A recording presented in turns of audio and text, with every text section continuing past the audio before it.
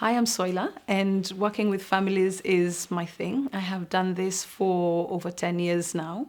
And today, what I'd like to give you, the tips that I'd like to share with you, is looking after your children before or during or after divorce. And I have 5 tips for you. My first tip to you would be making sure that you're able to, not that you're able, making sure that you can answer or that you're answering your child's questions. They will come to you with all sorts of questions at any time of the day. They don't measure, they don't check, is this a good time to ask? Just answer their questions and resist the temptation to actually brush the question off or aside because you're afraid to upset them or you're afraid to scare them about what the future holds. Just answer their questions. If we don't answer their questions, it just means that they go off and create their own reality. And we don't want that. They need to know what is actually going on at that moment. So do answer their questions as best as you can. The second tip is looking at the child, and a lot of children, not all of them, but some children will actually blame themselves for the breakup of the marriage. And if you can just keep talking to them and make sure that they understand it is not their fault, they have nothing to do with it, and no, they cannot fix it.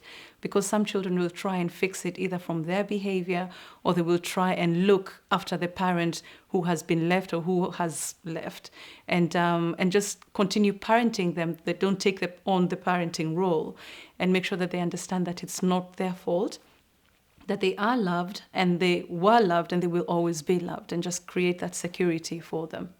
The third tip I will give you is looking after the child and making sure that we don't indulge them in behaviors that we do not want as a means of trying to look after them.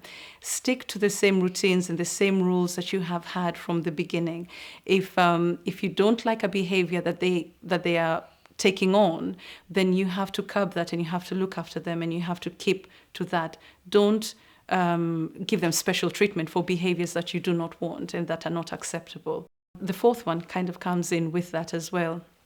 Stick to routines, create routines for the children. Once they have a routine in terms of bedtime, what they're doing on Mondays, what they're doing on Saturdays, and they know what is coming, it will create a sense of security for them. They will know what their boundaries are, they will know what is happening, and it will make them feel more secure, more grounded, and more rooted in what is going on and the changes. They are being contained when we do things like that. My final tip to you is, don't use your children as a sounding board. If you're unhappy by something your partner has done, find a friend, a relative, a therapist, or somebody that you can speak with and rant and talk about what has happened, but do not pass it on to the children. They don't need to know what is going on with their partner.